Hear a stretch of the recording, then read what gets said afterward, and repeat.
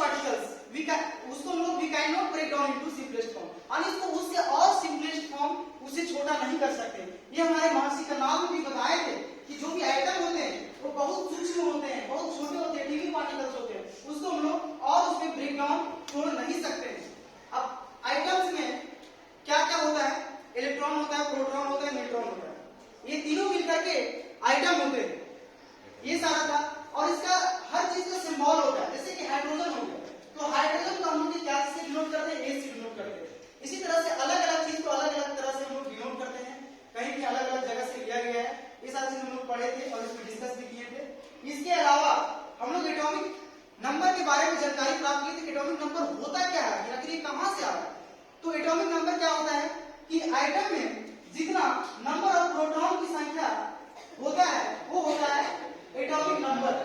अभी atomic number को हम लोग एक सिंबल दिया गया जेड से उसको डिनोट करते हैं, उसका सिंबल होता है जेड से, उसको हम लोग डिनोट करते हैं।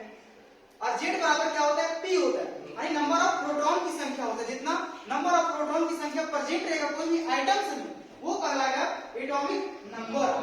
लेकिन एटॉमिक मास क्या कहलाता है, एटॉमिक मास को हम लोग डिनोट करते हैं ए से, that is summation of number of the proton and number of neutron. इसका मतलब A बराबर P plus N। That means क्या हुआ कि जितना आइटम में प्रोटॉन और न्यूट्रॉन की संख्या प्रेजेंट रहता है वो कहलाता है हमारा atomic number, atomic mass. Atomic mass कहलाता है, एटॉमिक नंबर तो कहलाता है जिसमें जितना प्रोटॉन की संख्या रहती है। बात समझ रहे थे? एक बार और सुन लीजिए, हम क्या बताएंगे कि Z बराबर होता है P, Z हम लोग डिनोट करते हैं एटॉमिक नंबर से, और A बराबर होता है P प्लस N।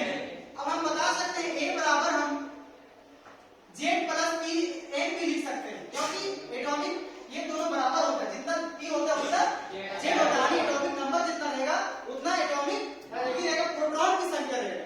ये होता है हमारा एटॉमिक मास। अब इसी से रिलेटेड हम लोग ये पढ़ना था आइसोटॉप्स एंड आइसोबार, यानी समभारी और समस्थानिक। तो आइसोटॉप्स होता क्या है, आइसोटॉप्स होता क्या है कि सेम एलिमेंट रहेगा। अब सेम एलिमेंट रहेगा तो एटॉमिक नंबर तो सेम रहेगा, अलग नहीं रहेगा।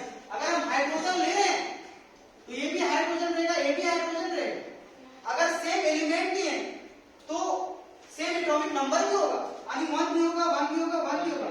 लेकिन जो एटॉमिक मास होता है सो डिफरेंट हो जाता है।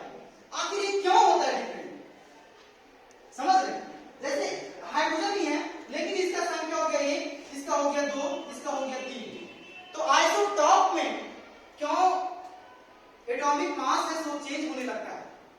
क्योंकि देखिए जो नंबर ऑफ न्यूट्रॉन रहता है ये अलग अलग होने लगता है। इसमें 1 था, इसमें 2 था, इसमें 3 था। जेड तो फिक्स है, एटॉमिक नंबर तो फिक्स है।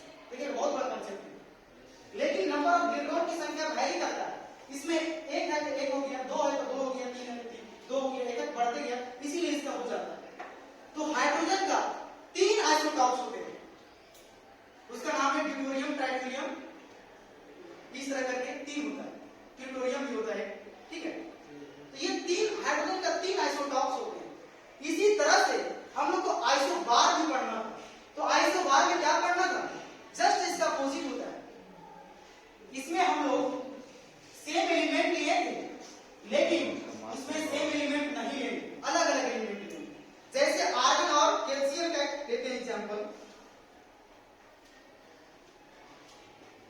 कट कर